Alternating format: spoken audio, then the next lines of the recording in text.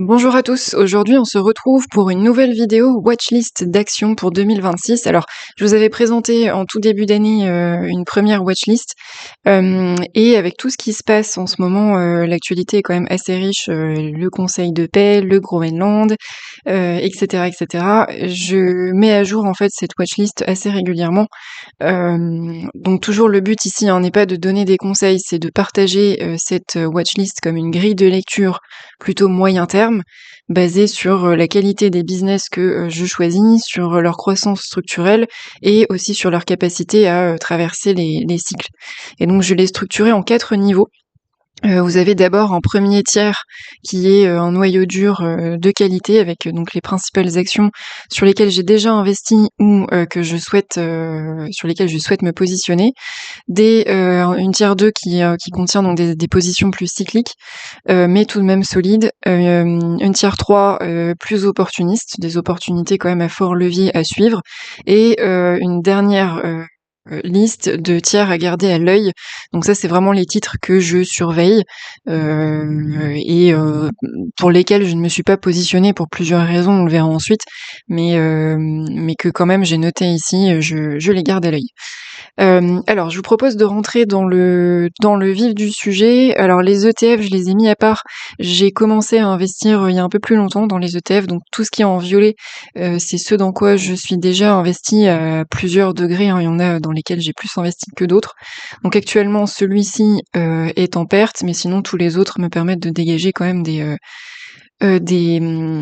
dividendes quand même assez confortables.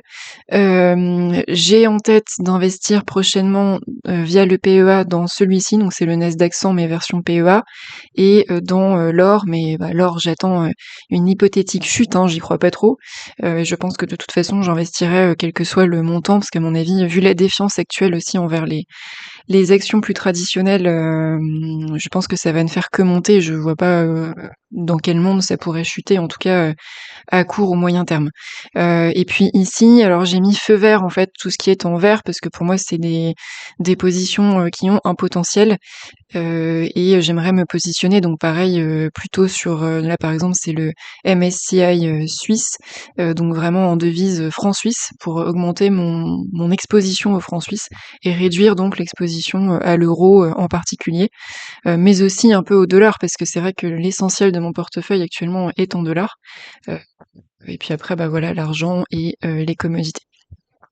Sur la partie tiers 1 noyau dur, oui j'ai pas parlé des ETF pays émergents parce que c'est vrai que alors tout le monde en parle, sur l'Inde et la Chine en particulier, je suis encore assez sceptique, notamment pour la Chine, parce que c'est quand même très très exposé aux décisions politiques d'un gouvernement qui reste tout de même, ne l'oublions pas, un gouvernement communiste, et donc je suis pas trop confiante à l'idée d'investir en Chine. Donc j'attends de voir comment la bataille, notamment commerciale États-Unis-Chine, va se dérouler dans les prochains mois, pour prendre une décision à ce sujet.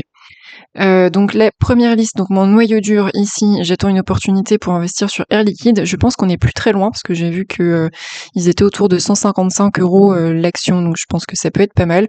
Bon, pareil, ça pourrait me refroidir parce que c'est quand même une position qui est exposée à l'État français comme toutes les actions françaises. Mais en même temps, c'est 60 000 employés, deuxième mondial dans son secteur d'activité et présent partout à l'étranger. Donc, je me dis que en investissant chez eux, je réduis quand même un peu l'exposition à l'État français, à l'inverse de certaines actions françaises qui sont quand même plus soumises à l'État. Voilà, donc Air Liquide, j'attends une opportunité, je pense qu'on n'est pas loin. Amazon et Mastercard, c'est pour ce mois-ci, donc ça va être mes 2 prochaines positions, là, celles que je vais ouvrir. Mastercard, dès la semaine prochaine. Amazon aussi, je pense que là, on est dans des niveaux de valorisation qui sont hauts, mais pour la qualité, en fait, des 2 business, pour moi, ça me semble quand même assez correct. Donc j'entre pas au meilleur moment, mais je pense que de toute façon, ils sont destinés à continuer à monter, donc allons-y maintenant. ASML, donc je suis déjà investie et bon l'action a fait des performances complètement dingues l'année dernière, donc je conserve mes actions ASML. Hermès, j'attends aussi une opportunité. Là, on est autour des 2090, je crois. Euh, Donc voilà, j'attends éventuellement si ça pouvait descendre juste en dessous des 2000, ça serait pas mal en prix juste, mais pareil, j'y crois pas trop. Donc je pense que dans la même veine que Air Liquide, j'investirais parce que là, il y a un mode qui est quand même assez fort, hein, une croissance organique qui est assez stable chez Hermès. Bon, c'est du luxe ultra premium, c'est pas forcément le truc dans lequel enfin qui me fait rêver entre guillemets, mais en termes d'action, il y a un bon rendement et je pense que c'est une bonne action à avoir en portefeuille. Zoetis, alors Zoetis c'est une piste, vous savez, suite à son dernier médicament qui a connu quelques déboires, l'action a fortement chuté. Donc là ils sont autour des 124 $, alors qu'ils avaient un prix bien plus élevé, hein, il y a encore un an et demi. Et donc je pense que c'est une opportunité d'investir pour toucher un plus haut éventuellement sur fin d'année. C'est une société donc qui est spécialisée en santé animale et qui a vraiment un process de croissance durable, un faible endettement. Enfin, la santé financière est vraiment bonne. Et donc je pense que c'est une chute, on va dire, ponctuelle liée au résultat d'un médicament donné, mais qui n'augure pas de sa mauvaise croissance à venir. Donc j'y crois assez et pareil, je vais investir, je pense, soit ce mois-ci, soit en février. Ça dépend combien je mets sur Amazon et Mastercard, en sachant que j'ai un peu plus de 30 000 € en fait en réserve de cash que j'avais gardé en cas de prochain choc pour investir. Donc je pense que j'investirai dans les 10 à 15 000 en fait répartis sur les actions que j'ai mis en vert notamment et puis j'ai gardé 5 000 pour le PEA, mais je vais peut-être répartir, je vais voir. Booking, donc je le garde ici en noyau dur. L'action est très chère. Je suis assez, enfin voilà, on l'a vu avec le Covid, ça peut quand même vite baisser. Tout ce qui est, bah voilà, plateforme voyage, hôtelier. Malgré tout, il reste leader mondial, des marges élevées. Donc je le garde en réserve dans ce noyau dur et j'attends éventuellement une opportunité. MSCI, c'est pareil, distribution exposée à tout ce qui est aussi réindustrialisation, etc. Donc pareil, opportunité. Berkshire Hathaway, donc j'ai pas eu l'opportunité pour l'instant de me positionner, mais idem, je le garde ici. Roche, donc c'est une société de pharma, un vrai pipeline pour tout ce qui est oncologie, diagnostic, suisse également. Donc dans la même veine que pour les ETF, ça me permettrait également de rééquilibrer une partie de mon portefeuille hors États-Unis et pas tout à fait dans l'Europe. Entre guillemets, même si il y a quand même une exposition à l'Europe, ne serait-ce que géographiquement et pour une partie du business. Mais ça me semble être une entreprise intéressante avec une bonne santé financière et de qualité aussi, donc je le garde dans mon noyau dur. Et puis là, toute une liste de positions dans lesquelles je suis déjà investie, donc Fortinet, qui est vraiment une valeur sûre, LVMH, qui aussi a fait une belle performance depuis l'année dernière, après avoir l'équilibrage en fait avec Hermès, parce que pour moi là on est sur un peu le même. Hermès est plus qualitative à mon sens, donc à voir comment je m'équilibre par rapport à LVMH. Est-ce que je vends du LVMH pour rééquilibrer sur Hermès? Je ne sais pas. Je pense plutôt garder les deux. Ferrari qui est en légère correction là ces temps-ci, et donc je vais plutôt renforcer plutôt que de vendre. Je vais le renforcer. Halliburton, donc c'est une nouvelle position dont je vous avais parlé, service pétrolier. Donc pour moi, avec ce qui s'est passé notamment au Venezuela avec la libération du régime communiste, enfin narco-communiste vénézuélien, qui a chuté, hein, ça faisait plus de, je crois 25 ans qu'ils étaient là entre Maduro et Chavez. Le fait que le pays ait peut-être une chance de se reconstruire et ça passera forcément par le pétrole. Halliburton sera forcément, fera partie en fait des sociétés mobilisées pour cette reconstruction. Ils sont spécialisés dans tout ce qui est capex énergie et particulièrement les services pétroliers. Donc j'ai investi en décembre-janvier sur cette position qui là pour l'instant est doucement en croissance. Donc ça me va bien. Je suis son évolution de près. Google, alors Google j'avais fait en fait la bêtise sans doute, hein, on pourrait appeler ça comme ça, même si bon pour moi Microsoft reste quand même une bonne valeur. Mais Microsoft, vous le voyez, hein, je l'ai mis en tiers 3 opportuniste, dans le sens où je suis investie, je ne vends pas, mais je ne vais pas renforcer. Je la laisse pour l'instant en l'état en fait et reprendre un peu des forces. Mais à l'époque, donc j'avais investi pendant les frais douaniers, là, les tarifs douaniers de Trump en mars-avril dernier. J'avais investi à fond dans Microsoft, qui m'a rapporté, enfin ça m'a rapporté quand même une belle perf, hein, mais je n'avais pas saisi l'occasion d'investir dans Google. Je voyais un peu moins d'opportunités dans Google à l'époque. Et là, il s'avère que c'est l'inverse, hein. Microsoft a tendance à bien corriger, avec pas mal de difficultés dans l'IA, une étroite dépendance à Nvidia, hein. C'est l'un des principaux clients de toute façon de Nvidia. Et Google, bah voilà, Google a su, j'ai l'impression un peu mieux prendre le wagon de l'intelligence artificielle et donc j'aimerais me positionner, mais là c'est vrai que Google est au plus haut. Je pense ils sont destinés à monter plus, hein. Ils ont dépassé la barre des $300 l'action, mais de toute façon, je suis sûre qu'à un moment, quand on se reverra au détour d'une vidéo, on saura qu'ils ont dépassé les 400, voire même un jour les 500, etc. Donc voilà. Maintenant, ils intègrent l'IA à tous leurs produits. Je pense que c'est une force. Ça montre qu'ils ont compris qu'il y avait un vrai virage en cours. Total Energy, alors Total Energy, j'ai investi l'année dernière. Pareil, je conserve l'action. Je pense que il y a un bon avenir. C'est une action aussi sur orientée cash flow pétrolier, certes, mais ils ont aussi un volet transition énergétique beaucoup plus large.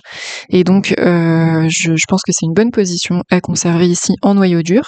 Imeris, j'ai investi dans le creux. Je crois qu'on était à 21 €. Enfin, vraiment, j'ai investi au plus bas.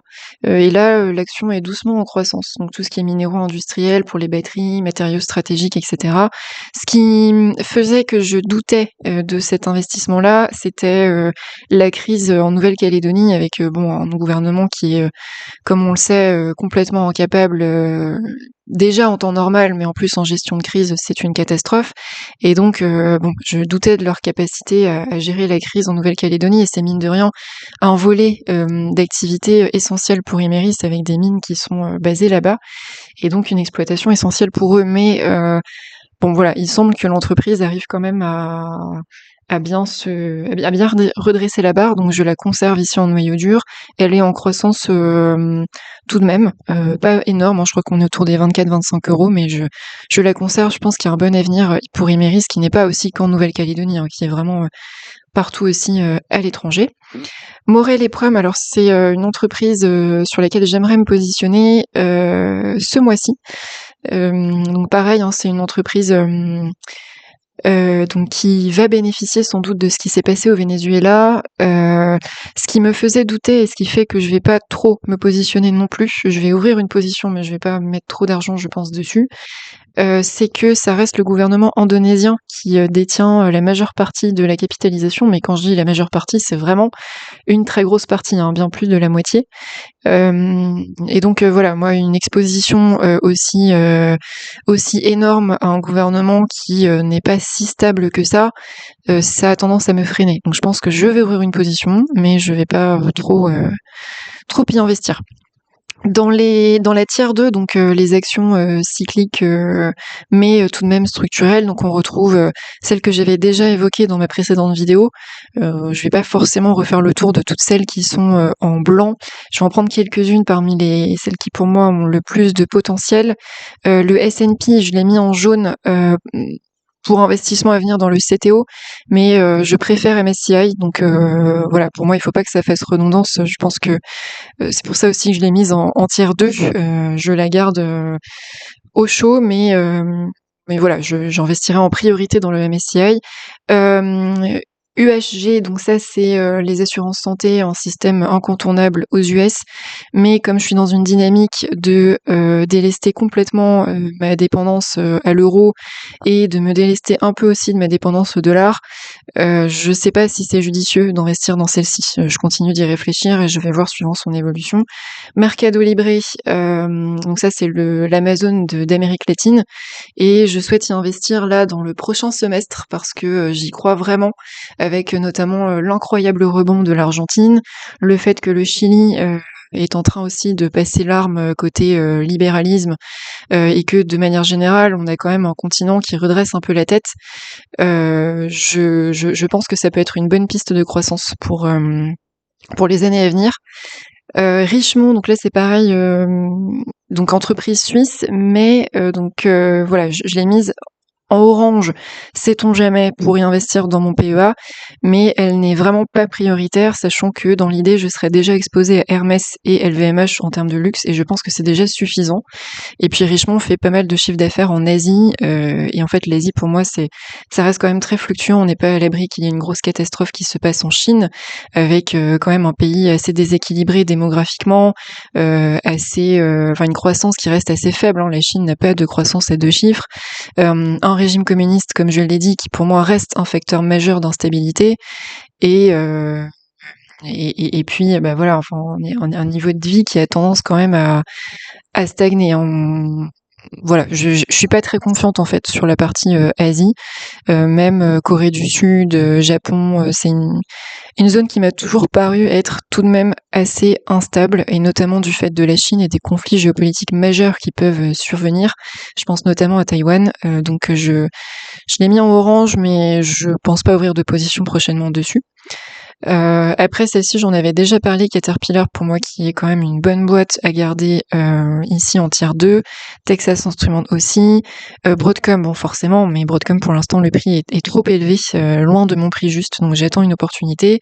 AMD de la même façon, BlackRock mais qui ferait redondance avec les autres, et comme je l'ai dit sur le volet financier, je préfère privilégier MSCI, j'ai plus de conviction sur MSCI. Et puis ici, alors j'ai rajouté quelques petits nouveaux. MP Materials qui est spécialisé en terres rares. Et au vu de ce qui se passe dans le monde là actuellement, les terres rares deviennent absolument essentielles. On voit que la Chine, qui dispose géographiquement en fait de l'essentiel du stock, est en train de s'en servir comme levier de négociation majeur. Et donc pour tout ce qui est souveraineté minérale, cette entreprise me paraît absolument essentielle. Mais il faut que je creuse un petit peu le dossier, de savoir en quoi son activité est dépendante des régimes politiques en fait. Est-ce qu'elle a les mains libres, ou au contraire est-ce qu'elle a les mains liées par la politique dans la région, notamment en Asie. AST Space Mobile, donc ça c'est une entreprise spatiale. J'ai mis d'autres entreprises spatiales. Ah oui, Rocket Lab. Voilà, c'est celle-ci plutôt pour moi qui est intéressante, mais pareil, il faut que je creuse un petit peu le dossier, mais pour moi c'est un peu le nouveau SpaceX. Donc je pense qu'il y a un vrai potentiel de croissance, sous réserve que, pareil, il n'y ait pas de conflit géopolitique mondial. En fait, tout ce qui est progrès technologique ne peut être permis que si le monde n'est pas complètement instable et complètement déstabilisé par des guerres, des sujets de religion, etc. Et malheureusement, on voit que ça tend à être le cas. C'est un peu le feu partout dans le monde là. Et donc j'hésite à me positionner sur des entreprises qui nécessitent quand même que le monde soit majoritairement en paix pour développer ce genre de technologie, parce que on voit que c'est pas forcément la tendance. Après, il y a d'autres entreprises. Alors, One Stop 6, donc ça, c'est une entreprise de défense et d'IA embarquée. Je l'ai mise parce que je l'ai découverte il y a pas longtemps. Ça m'a l'air d'être une entreprise vraiment hyper intéressante. Donc pareil, c'est des dossiers qu'il faut que je creuse. Ondas Holdings, donc ça c'est réseau privé, IoT industriel, à creuser aussi. T1 Énergie, je l'ai mis, c'est plus tout ce qui est décarbonation, énergie renouvelable, donc à voir aussi. Et puis, alors j'ai sauté celle-ci, Cameco, un peu dans la même veine que MP Materials. C'est une entreprise qui fait son activité dans l'uranium, et donc ça j'y crois pas mal, notamment avec les nouvelles, avec ce qu'a dit Trump sur le fait qu'il souhaite élargir le parc de centrales nucléaires. Donc je pense que ça va être vraiment dimensionnant, parce que l'accès à l'uranium pour cette industrie est absolument capitale, et donc je pense que les prochaines, pour moi, ça va être vraiment ça. D'ailleurs, je vais les mettre ici en mémo, Cameco et MP Materials en prioritaire, et voilà ce que je voulais vous dire pour la tier 2.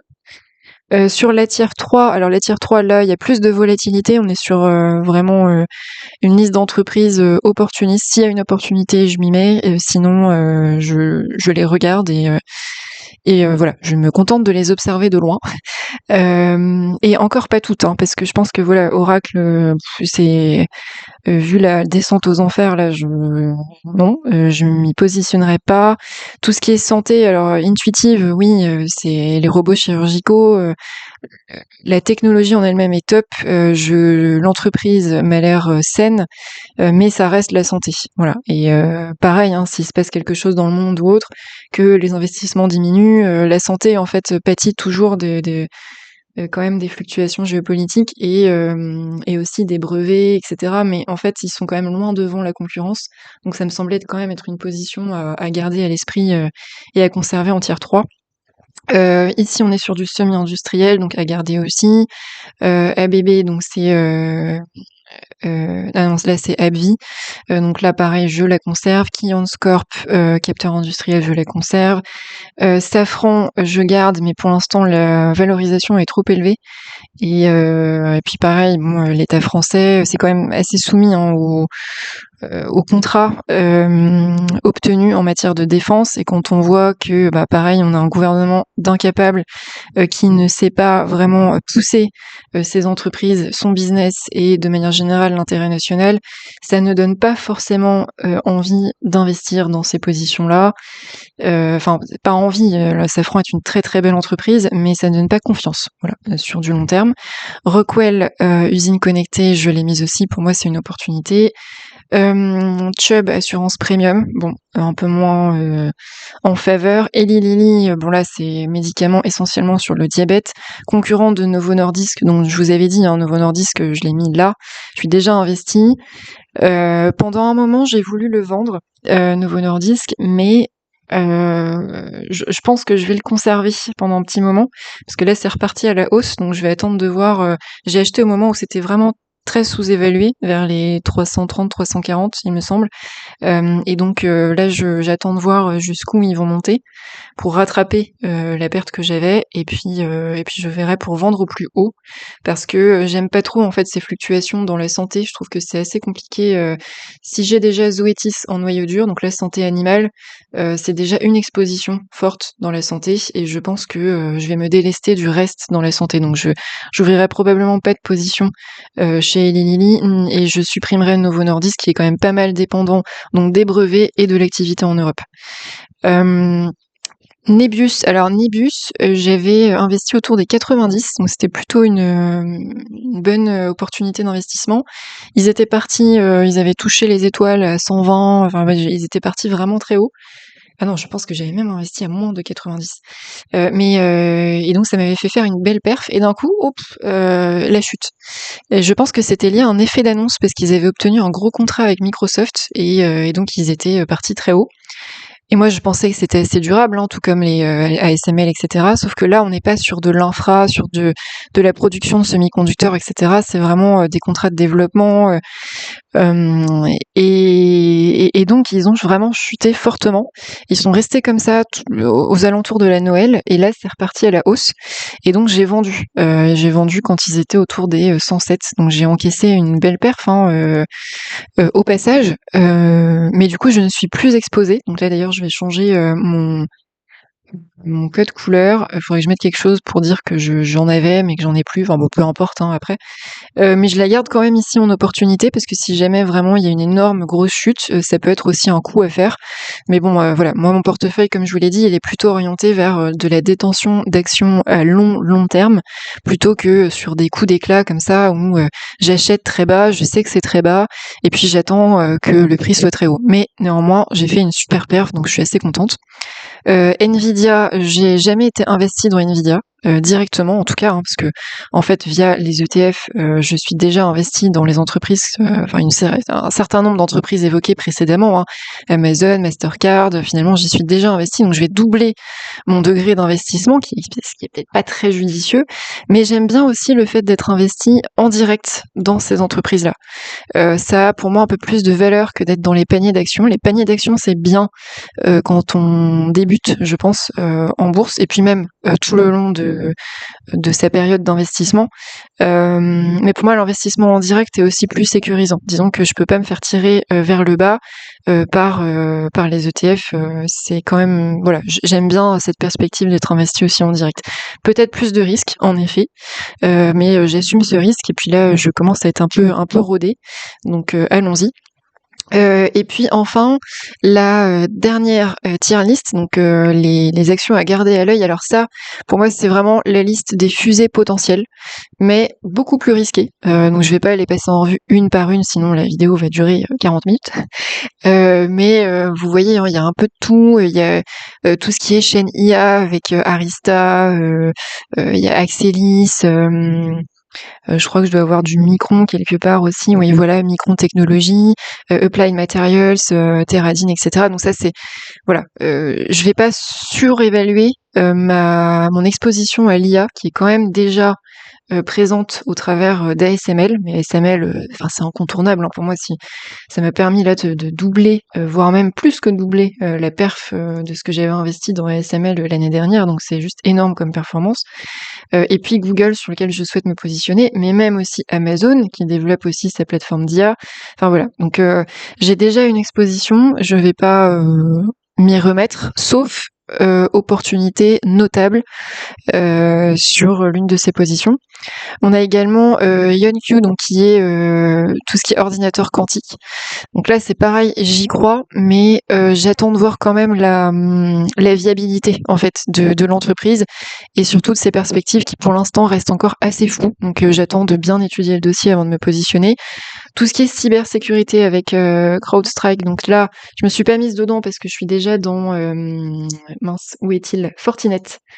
Donc pour moi, ça ferait doublon et Fortinet, pour moi, c'est vraiment une valeur de qualité. Je vais rester investie dans Fortinet.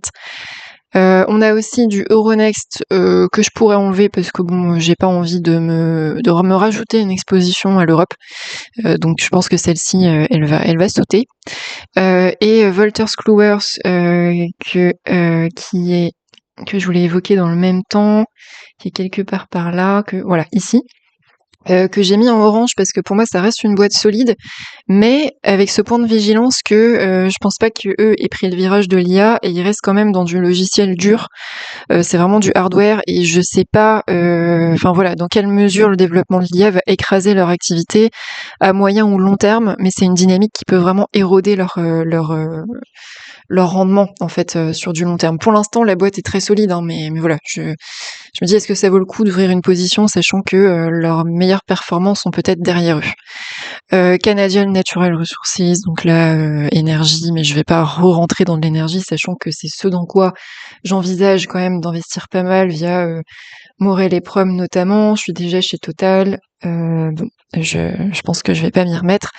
Et puis après des techs un peu plus de niche avec Logitech. Logitech qui est une entreprise suisse, donc pareil, dans une dynamique d'exposition à la Suisse, ça pourrait être intéressant. Wix, qui est une entreprise que je trouve intéressante, mais le siège social est basé en Israël. Et moi, je n'ai absolument rien contre Israël, au contraire. Mais je considère quand même que là, niveau géopolitique, il y a un risque que ça fasse partie des entreprises qui voient leur business un peu chuter. Mais néanmoins, voilà, on va dire le core business est hyper intéressant et ils ont développé pareil une IA pour le développement des sites internet, mais pas que.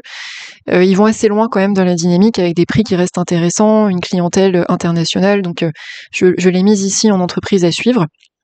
Et puis après, on a des entreprises d'infra avec Prismian, que je trouve une entreprise très intéressante, avec laquelle j'ai pas mal bossé en plus. Et donc voilà, entreprise efficace, production de câbles, mise en œuvre, etc. En vrai niveau d'expertise, donc je la garde ici en tier list à surveiller. Fincantieri, donc qui est en infra naval. Donc pareil, là, c'est deux entreprises italiennes. Je crois pas mal au rebond du pays qui est l'Italie. Hein, voilà, j'espère qu'un jour, ça sera la même chose pour mon pays, la France. Mais ça fait partie des entreprises, en tout cas, que je surveille de près, parce que je pense que sur l'infra, elles ont vraiment des cartes à jouer. Et puis après, alors j'avais mis ici des entreprises, alors une entreprise, 2 entreprises polonaises, dont une ici de grande distri, mais bon, c'est pas demain la veille hein, que j'ouvrirai une position dans la grande distribution. Là, on est plus dans du bancaire. Là, c'est pareil du naval, mais s'agissant alors, c'est une double exposition. Là, il y a un peu de chinois et c'est aussi du Singapour surtout. Hein. Donc là, pour moi, l'intérêt, c'était d'ouvrir une position plus exposée à Singapour, ce qui est le cas ici. Donc pourquoi pas. Et puis cette entreprise-là, qui est alors je crois que c'est Kazakhstan, mais détention du capital majoritairement États-Unis. Donc là, c'est pareil, c'est pour l'uranium, etc. Donc pareil, je garde en tête cette entreprise-là, ça peut être intéressant. Donc comme vous le voyez, c'est une watchlist qui repose quand même, enfin sur 3 piliers. On a bon une exposition à l'IA qui est assez transversale. On a une exposition aux énergies avec Air Liquide, avec enfin souhaité, hein, je mélange entre ce que je détiens déjà et mes projets de détention pour cette année. Mais voilà, Halliburton, c'est de l'énergie, Total Energy, Morel Prom, heu, voilà. Et puis donc comme je l'ai dit, IA informatique avec du Fortinet, même Amazon qui développe aussi sa plateforme d'IA, ASML, et cetera. Et puis on va dire des piliers un peu moins majoritaires, mais quand même qui me semble important, le luxe, parce que bon, bah, il y a un moat qui est quand même intéressant pour bah, voilà, pour se positionner sur du plus long terme. Et puis après, bah, des actions, on va dire, de valeur assez reconnues, Ferrari, Berkshire, qui proposent aussi une exposition un peu plus transverse. Zoetis, qui serait finalement la dernière action de mon portefeuille sur la santé avec Novo Nordisk, que je vais quand même garder, je pense. Et puis là, les 2 investissements majoritaires que je vais faire, Amazon et Mastercard, dans les prochains mois. Mais bon, c'est une watchlist là que je vous représente. Vous voyez, c'est déjà une 2e fois depuis le début de l'année.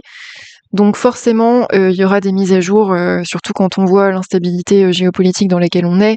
Je vais être amenée à refaire des vidéos similaires pour vous expliquer pourquoi je modifie, pourquoi je vends, ce que j'achète.